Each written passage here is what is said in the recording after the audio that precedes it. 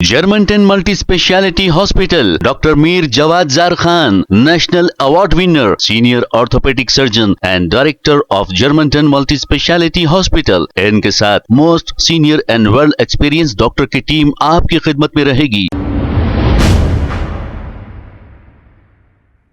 अस्सलाम वालेकुम नाजरीन, 7H न्यूज सच को रखे आपके आगे। एल्लम्मापेटा म्युनिसिपालिटी के town planning officer Radha Krishna Reddy ने एक इलीगल लेआउट की दीवारें नहीं तोड़ने के लिए 3.5 लाख रुपए रिश्वत का मुतालबा किया, लेकिन 3.5 लाख रुपए तो वो नहीं दिए, 1.5 लाख रुपए इन्हें रिश्वत दी है, और वो भी एसीबी वालों को इत्तला करते हुए। एसीबी ने जाल बिछाते हुए इस रिश्वत लेने वाले ऑफिसर को रंगे हाथों गिरफ्तार कर लिया है।